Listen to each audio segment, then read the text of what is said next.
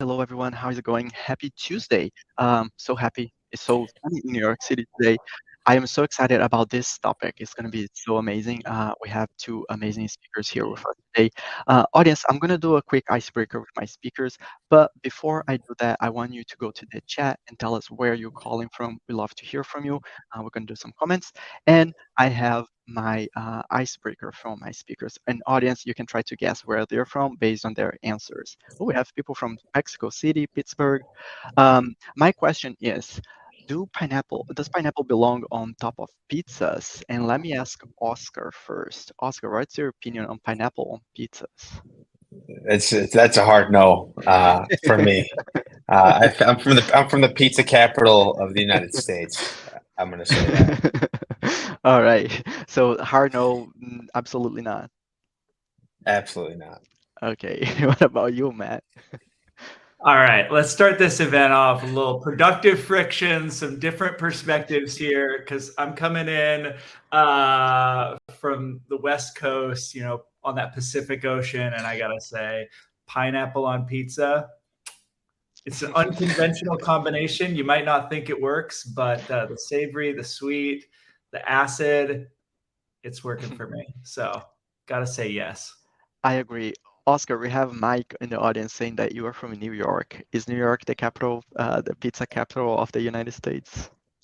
So I'm biased. So I always think that Chicago pizza is definitely the capital of pizza in the United States for me, at least. Awesome. For me, is New York. That $1 slice after a long night is everything. All right, so let's start this topic here today. We are here today to talk about how to manage your team in a remote era. And we have those two specialists here to make everything super easy and to give you all the action items that you need to go and implement on your team right now. For those of you not familiar with MSP, we are hosting this event here today.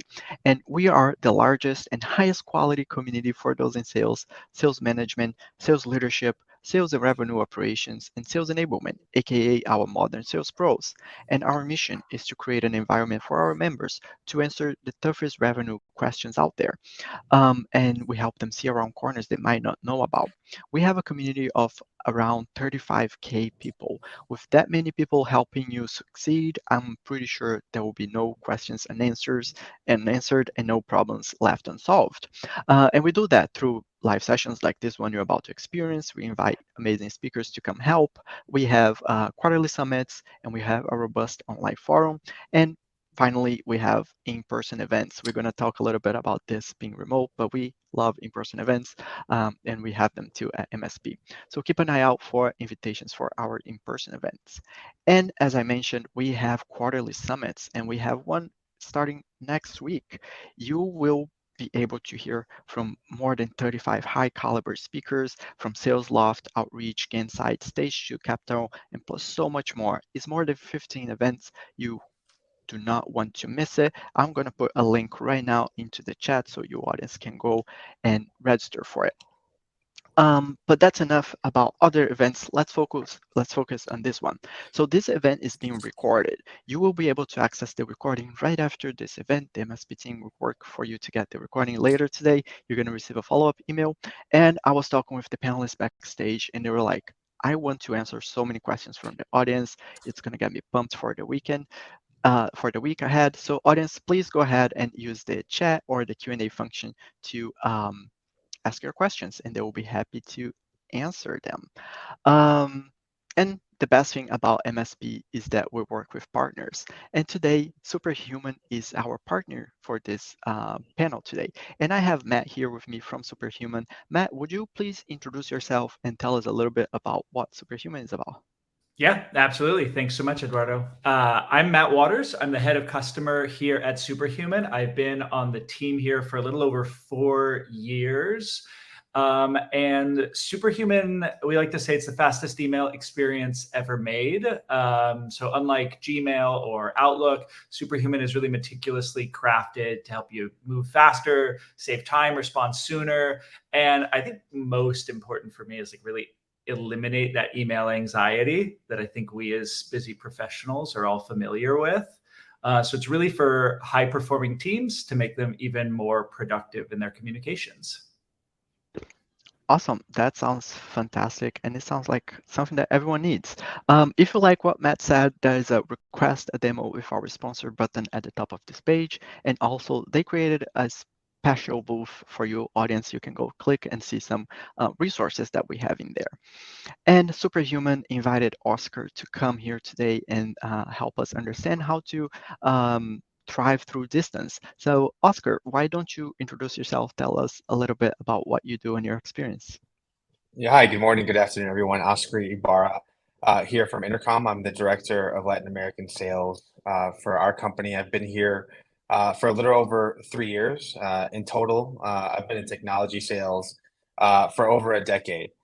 So I'm going to say this unprompted. I'd be lost without Superhuman. This is not a paid ad. Matt did not pay me to say this, but I've been leveraging it for the last 2.5 years, and it really does save me time and removes anxiety from my inbox. So my goal is always to leave the day inbox zero, and Superhuman lets me do that.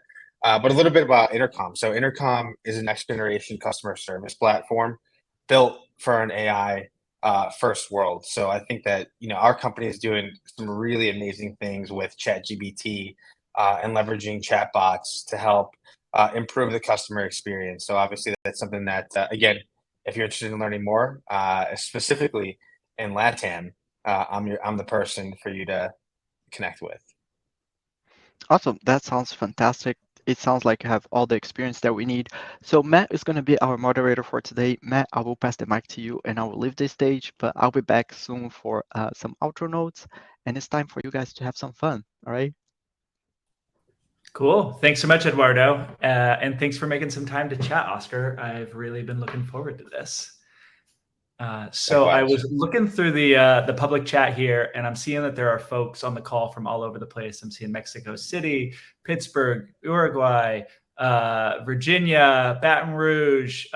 You said earlier you're in Chicago. I'm out on the West Coast. I'm in the Bay Area. And obviously, the remote model, the hybrid model has become really, really popular in the last several years. I'm curious, kind of chatting to you as an expert in sales leadership, how you have kind of evolved and transformed your own leadership style so that you can really lead a remote sales force. Yeah, that's a great question, and it's interesting how this all started. So, 3 years ago when I started Intercom, I was told by the HR people at Intercom, hey, we're going to send you your laptop, and we'll see you in the office in 2 weeks, right? So this was at the beginning of COVID, and next thing you know, fast forward, boom, like, hey, full lockdown, we're not going in an office, right? So I had to really have a lot of agility, right? Because that was the first time in my career that I was going to be leading a fully remote sales team, right? And at that point, there wasn't really a playbook written of, okay, this is how you're going to do this, right? But I think for me, the biggest thing when leading a remote team, not even just a sales team, is just setting clear expectations to the team, right? Hey, here are the things that I expect, right, as a leader, right? Be very clear with your expectations and build and have a lot of transparency while doing that. And I think that the next thing that was a key for me was just building trust with the people that I was leading, right? Because again, it was a really uncertain time, 3 years ago when I started leading a remote sales team. So, I mean, I think that we could talk about this ad nauseum. I mean, there's so many different things that I felt that I had to do as a leader in order to create an environment that drove results during that time.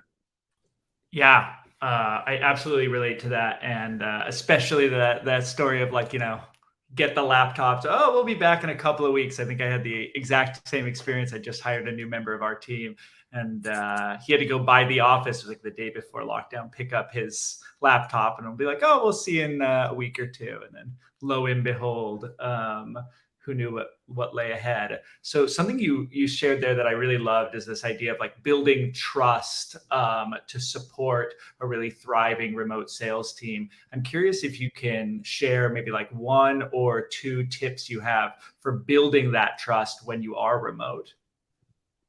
Yeah, and I think that, for me, one of the big things is doing that through one-on-ones and in my communication with my team. And but what I mean by that is just having consistency in my communication with my people and my team. And a big thing and something that I do differently that I'm not sure if many others on the call do this, but I really try to get to know my team on a personal level, right? And what I mean by that is every quarter, I have my team share with me what are your top 3 personal goals? What are your top 3 professional goals, right? And what's your plan on how we're going to get there together, right? When we're talking about the professional piece, right? And that's something that we check in. I would say in every other one-to-one, we go back to those goals, right? Hey, are we tracking towards those quarterly goals? Are we tracking towards your goals for the half? And if you're not, hey, let's create a plan to get there, right? And I think another thing and something that I really believe in is that if you take care of your people, right, and you really show them that you care about them, they're going to take care of you, right? And I truly believe that. So that's something that I feel that I've done that has, built a lot of trust within my team and helped us get to where we are today. Yeah, that's awesome to hear. I really appreciate that insight and completely agree that like building that deeper, more personal bond is what is going to kind of enable and empower folks to be invested, even when we're not all in the same physical space. So I really appreciate you sharing those like practical tips for how to build that. I think you mentioned this as well. One thing that we've found really helpful at Superhuman is building like a really intentional operating cadence at the company level, so that folks have really clear expectations on like what needs to be communicated where and when, so that folks don't unintentionally fall out of the loop because they're not, at the water cooler or whatever in the office. So I'm wondering what rituals your team has to kind of keep team members in the loop and accountable on everybody's activities. Yeah, that's a great question. And I mean, I think like for us, like some of the things that we do, and I've done consistently as long as I've been a leader, I send a weekly recap to my team, right? Okay, here's where we are, here's where we were last week, right? Here's how we're tracking towards our key KPIs, right? And me specifically, okay, this is where we are towards our new business goal, right? This is the gap. Here are the key wins that we had last week, right? So I like to make sure that we're celebrating those wins. And then for me, one thing that I do is also share with them what I'm up to this week, right? Because I mean, obviously, we're all very busy people, and I want to keep them in the loop of and be transparent with my time and where I'm leveraging it to help drive results for our team. So that's something that has been important, I think, for us as well. Like as a company as a whole, a lot of our updates, I mean, go happen through Slack, which is very interesting. It's very different from what I've experienced in past lives, right? Where everything is an email. For us, like we have a general Slack channel internally that any key updates towards progress go there, and obviously we have weekly all hands meetings and things like that to help make sure that we're in constant communication with our people because we're really all over the globe. I mean, Intercom has offices all over the world, right? So we've got Chicago, San Francisco, London, Dublin, and Sydney. Nice. Yeah. Especially when you're starting to stride all of those different time zones, I'm sure it becomes like even more critical that folks know, where to go and what information they need to find when and where. So this question just came in from the chat, and I would love to just to jump on it now. We will have some additional time for Q&A at the end, but as questions come in, if they're kind of fitting the flow, then I'll just jump on them right away. So Garrett asks, how do you deal with a team member whose quote vibes are souring? you're not able to physically have a meeting with them to try and get to the bottom of the issue and find a solution. Yeah, that's a great question. I mean, I think that for me is, I'm a very transparent person and direct as well. I'll just ask them, hey, Matt, I noticed like this last week that we're for some whatever reason we're not on the same page. Like, what's going on, right? Is there something that's bothering you? Is there a roadblock that you haven't anticipated? And my whole thing is like come from a place of like, hey, I'm trying to help, which I am, right? Ultimately, like I want to help you get to where you want to be, and if I notice that, I'm just very direct and upfront. And yeah, I've had that situation happen before, and we've worked through it, right? But I think that's the biggest thing is that, uh, in my opinion, is just have direct communication with that person.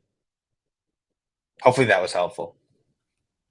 Yeah, I think that there's no other way around it, right? You kind of have to have that courage to lean in and share what you're seeing and what the impact is, and trust that they'll be able to take that feedback and that message in stride.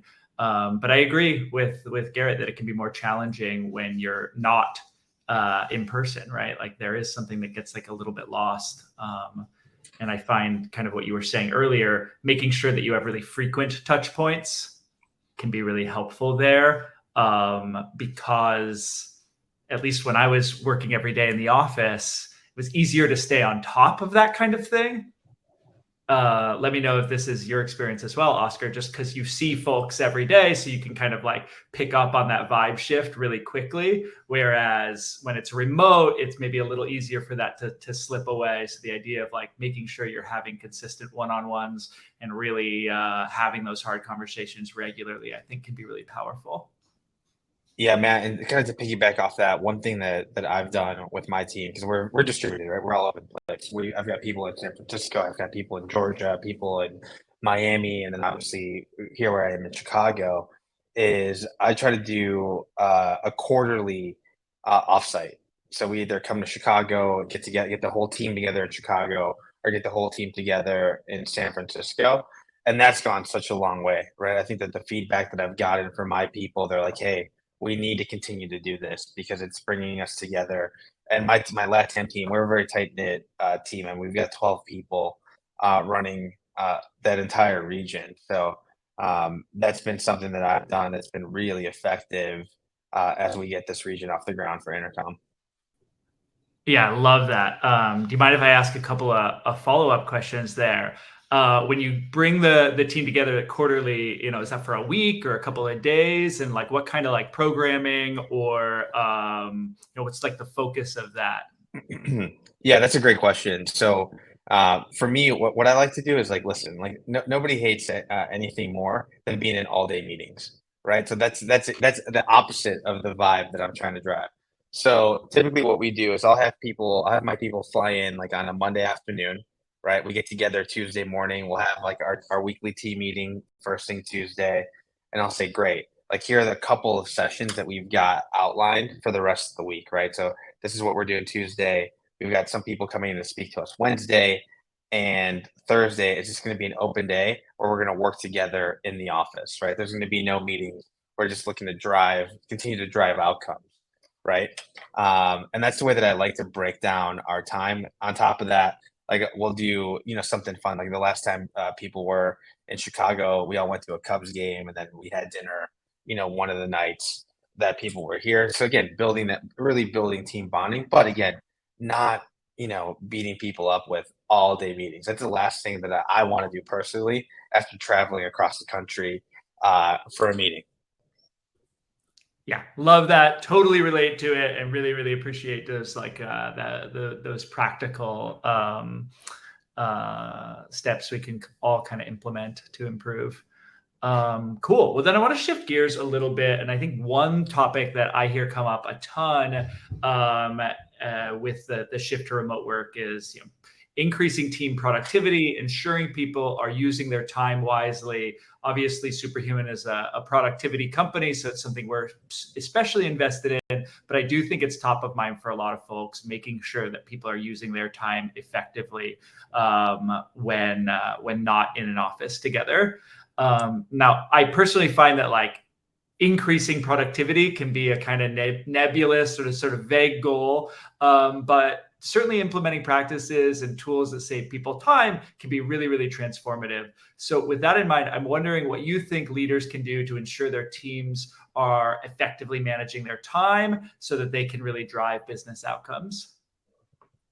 Yeah, that's a great question. I think that it's actually a really tough one, right? So when I think of my time, like and my team's time, like I really, and this sounds cliche, but I make sure that they know that they're the owners of their business, right? Like I give them full ownership, right? Like I hired you because I trust you to run your business, right? And that means that again, they take full ownership of, the piece of business that they have.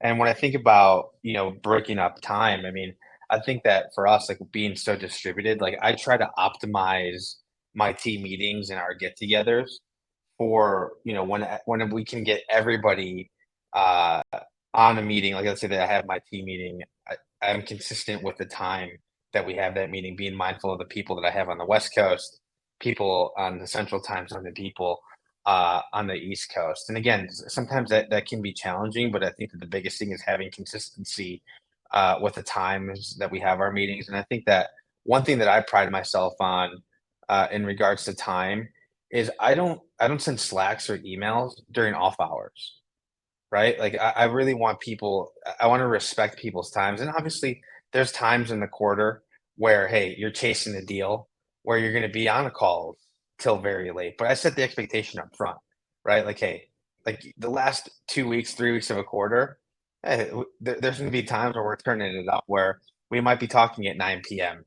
My time or 9 p.m. your time. But again, that goes back to just setting the expectation and um, and hopefully I answered your question. I think that um, that can be a challenge, but it can be done effectively. Again, giving people and giving your team ownership of their business. Yeah, 100% agree. And I love what you said there about like ensuring that when you're off hours, you're off. Obviously, there are exceptions, and during certain times of the quarter, maybe it's a little different. But I totally agree that like setting really clear expectations with folks around like when they are meant to be on Slack, on email, et cetera, and when they're allowed to kind of like step away. I think that can be a real source of burnout, is that feeling like I always need to be on. I always need to be checking Slack. I'm never not working.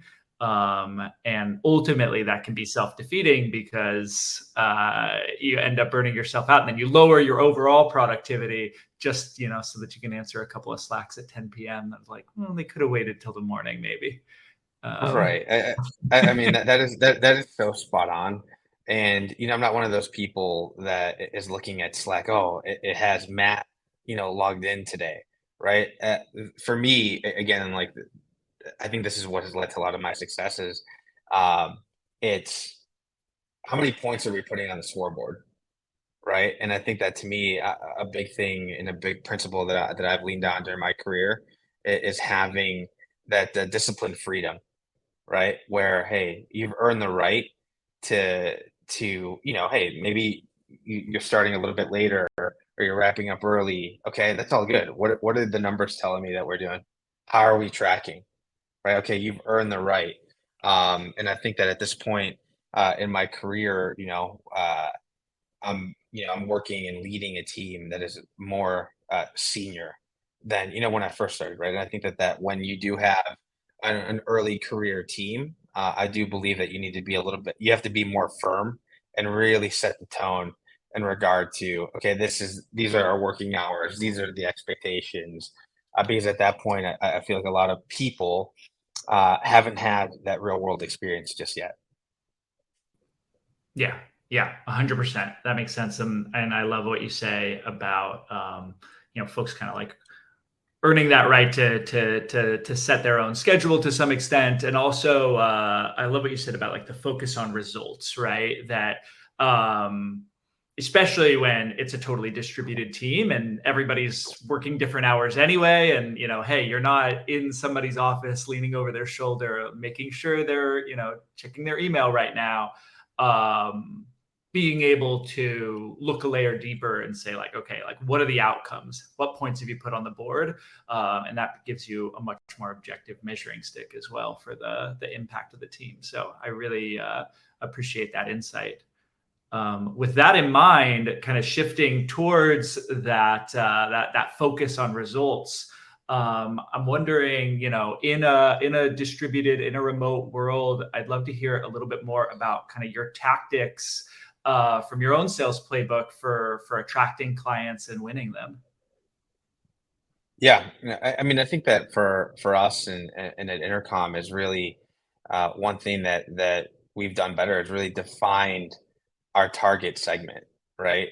Where do we want to live, right? And then for us is, hey, we want to be the leading customer service platform, right? So that for me, okay, I know that CS, that's our bread and butter, and that's where we're focused, right? And then more specifically, we deep dive and say, okay, what industries have we done the best in, right? And then for us, it's like, fintech, ed tech, martech, right? That's where we've seen tremendous success. So, okay, now that we know that, right, we can segment and say, here's where we're going to be spending our time, doing our prospecting, right? Because we have the success stories already written. We have a great roster of current customers, right? So we know that we can go and knock on the door and continue building our business, attacking some of those types of accounts, right? So another thing that has been huge for us is just referrals,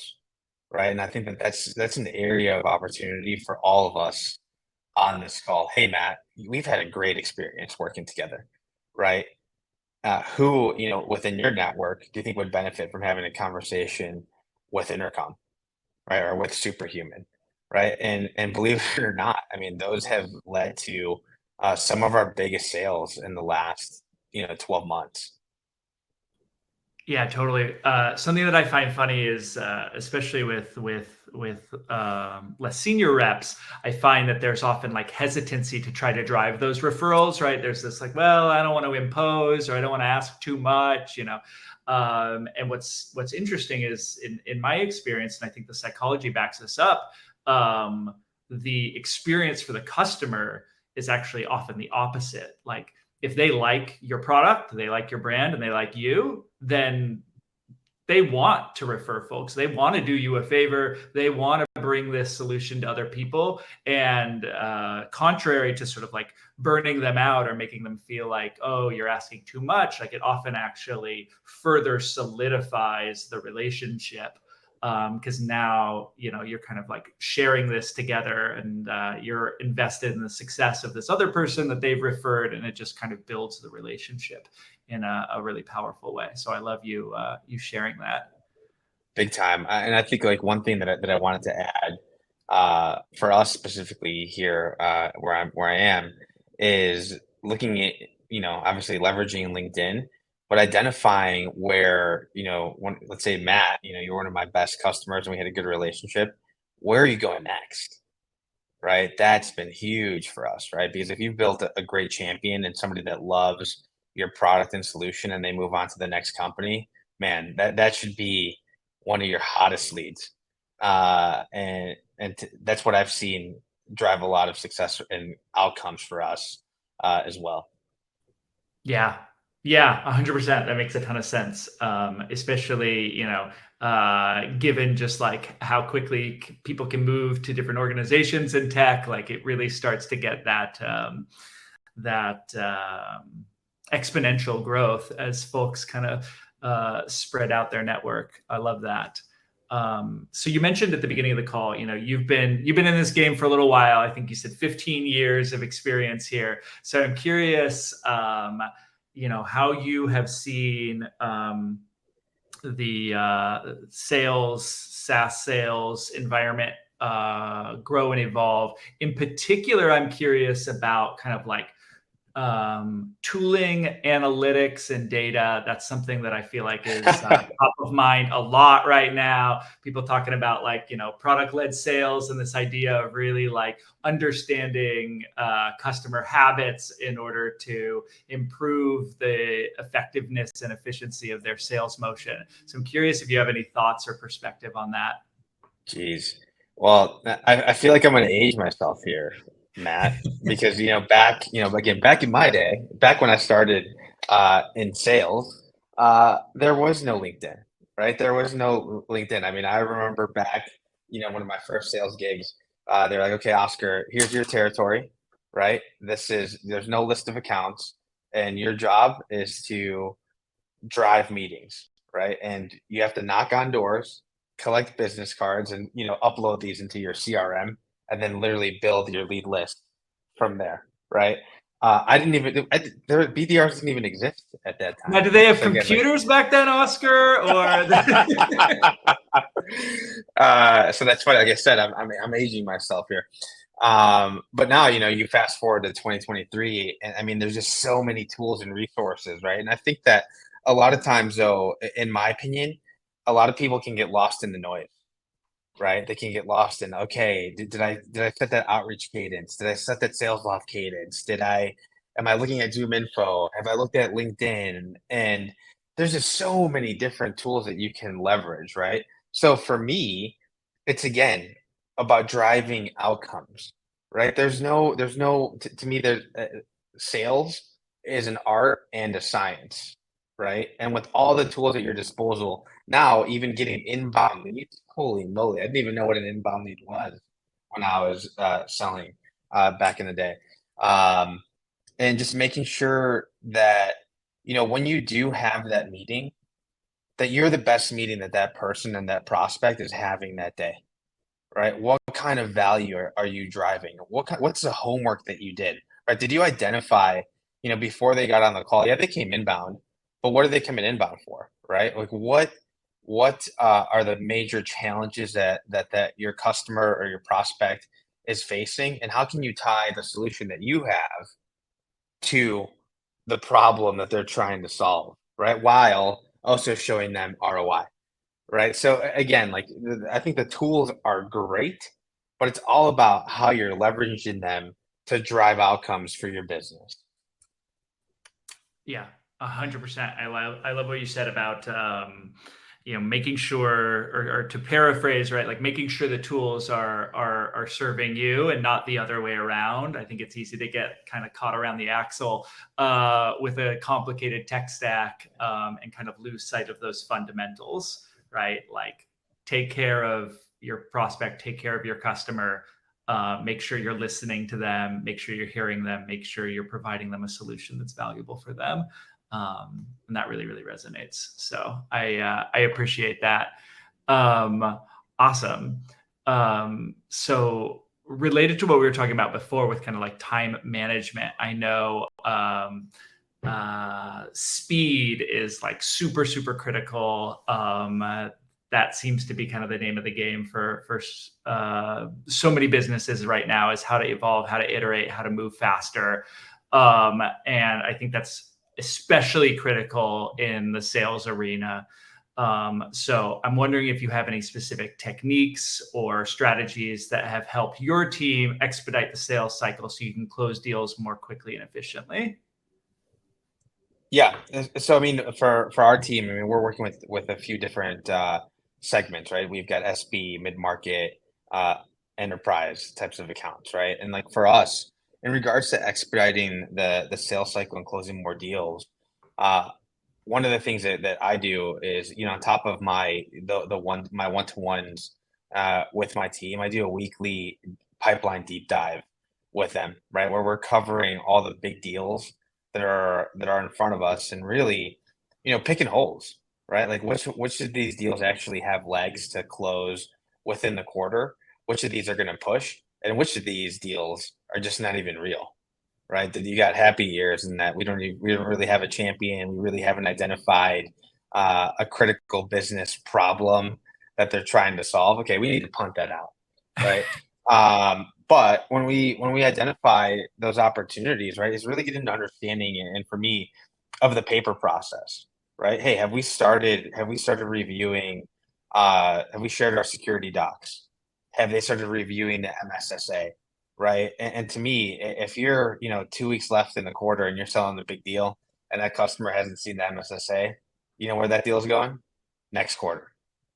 that Right. deal's not closing for you in Q2. So that's a big thing is I have a really, really firm grasp of our pipeline, right? So, we leverage another tool for that piece, but that's to me, pipeline cleanliness is king, right? If you don't have that, there's no way that you're going to get to move, your deals forward. That's when you see, oh, this deal fell off. Well, it's like, well, geez, you told me that was going to close, Matt. What happened? Absolutely. I love that. So, pipeline cleanliness sounds like really radical prioritization, making sure that you're focused on the right things at the right times to move forward the business. Love that. Now we've got another question in the chat here from Angelica. And just brief aside, I encourage all y'all tuning in to share whatever questions you have for Oscar. But jumping back, Angelica says, what's your advice for maintaining 360-degree visibility into your sales team's activities and deal flow in a remote organization? Yeah, I mean, that kind of goes back to what I just mentioned about having the pipeline cleanliness, right? And like for us, my key, when I was leading an inside sales team, right, very junior, I had very specific KPIs, right? Where it's like 100 dials a day, you need to set 20 meetings a week, you need to have 10 proposals out, and you need to close 5 deals a month, right? Like those were the KPIs. Now, as you know, my team is a lot more mature, right? It's like, okay, this is a quarterly target, right? And for me, at this point in my career, I'm not looking at how many emails have you sent, how many phone calls have you made. To me, it's all about pipeline, right? How many dollars do you have in your pipeline that have a line of sight to close, right? And what's your gap to goal, right? And once we identify the gap to goal, it's like, okay, what's the plan to drive additional pipeline to ensure that you're going to get the target, right? So that for me, um, that's what gives me a firm grasp of whether or not my team or my people are putting in the work, right? It's like, okay, how many meetings a week are they running, and what's the pipeline look like, right? Is this real pipeline, or it's not, or is it not? And at that point, we can then coach, right? It's like, okay, if the pipeline's not there, okay, what are some of the things that we can peel back the onion per se, what are the activities that we're doing? Like, how many meetings have you run over the course of the last month? Because that's going to be a leading indicator of what your pipeline looks like in the future. So hopefully that's helpful and that answered your question. Yeah, I that's helpful for me. I think my next question, again, like I think you've had a lot of experience at a couple of different sort of like levels of the sales organization. So I'm wondering like how you think about your time investment as a leader in kind of like monitoring and like holding folks accountable for pipeline and how that has shifted, leading a more junior team versus leading a more senior team, and any kind of insights you have there.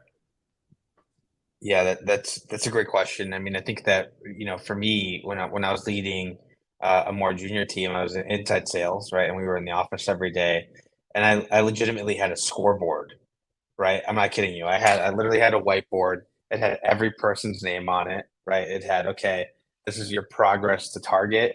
Here's the target. Here's your progress to target. And we were loud about celebrating wins, right? It was like big rah rah. Let's go. We're gonna do this because the job was a grind. I mean, they were making I had 8 people and they were making 100 phone calls, 100 outbound calls a day, every single day, right? So again, that was rah rah, daily updates. This is our progress. And now, with my team, We still do, some of that. It's not so much of the rah rah, yeah, we're crushing it, but it's providing the weekly updates is huge, right? Like this is our progress to target, and being very transparent with where everybody stands, right?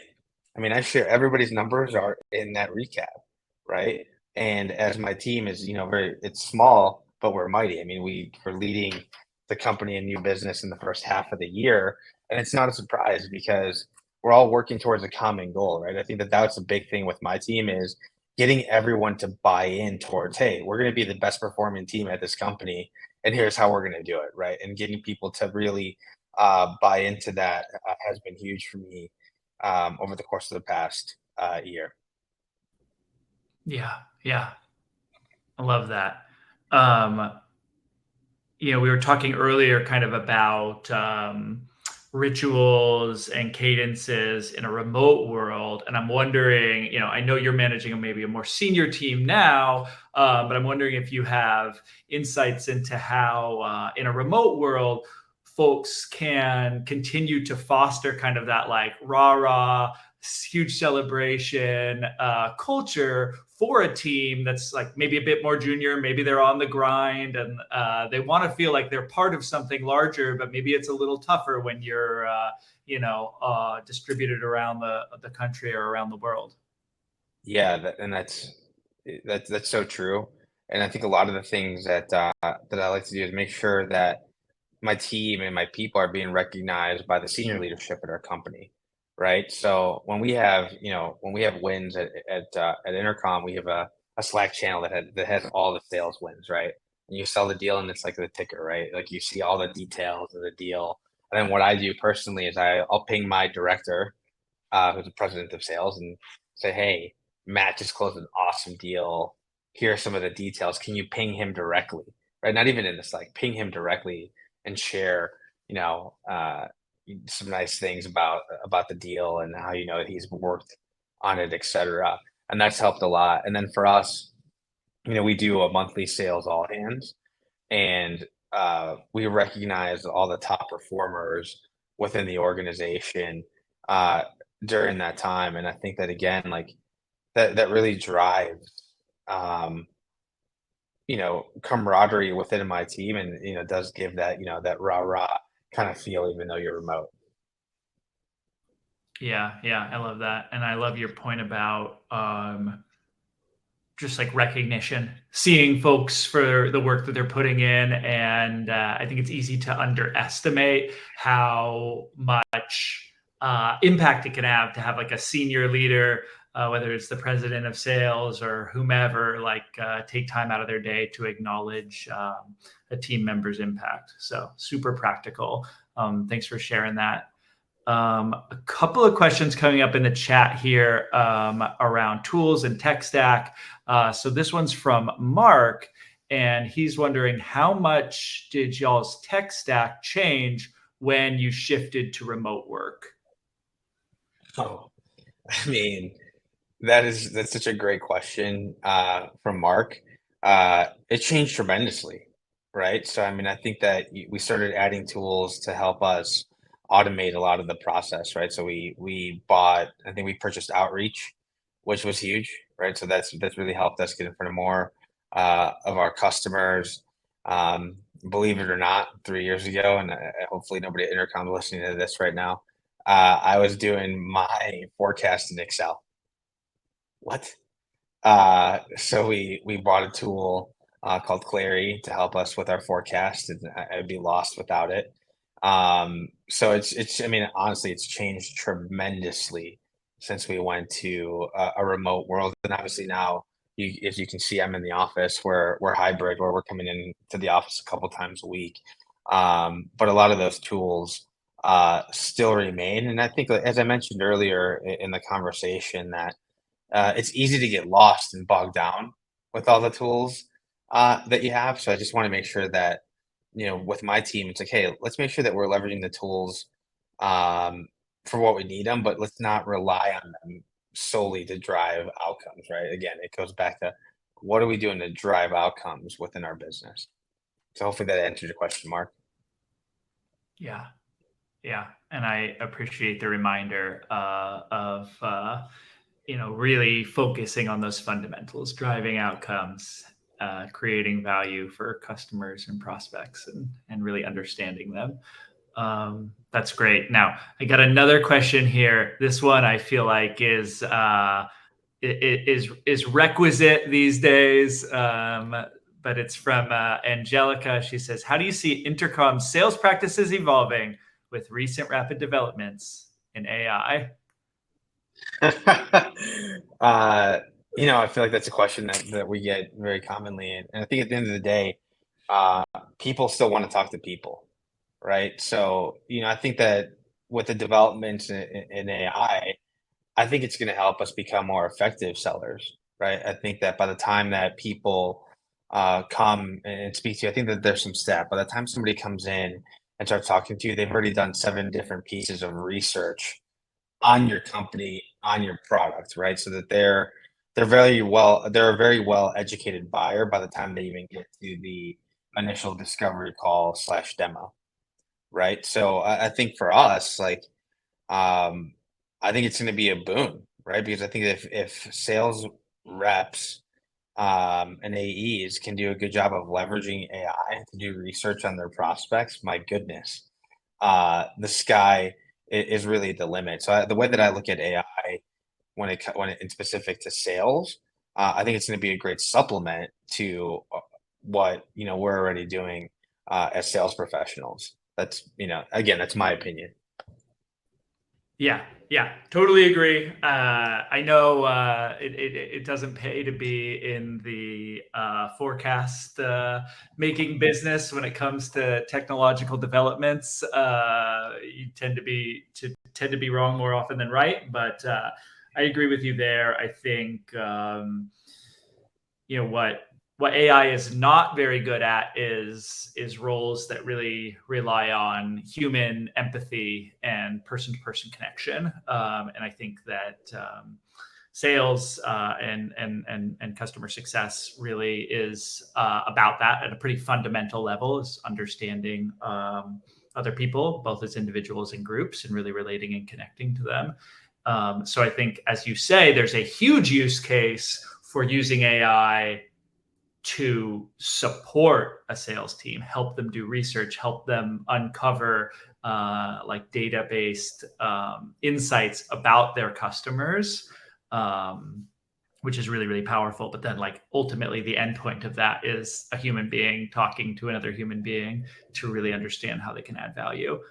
So totally agree there. Yeah, I mean, on top of that, Matt, one thing that I didn't talk is just like leveraging Chat GPT, right, for outreach, right? It's okay, you already have a cadence, right? All right, why don't fire it in there? Hey, what advice? How can I sharpen this, right? Right.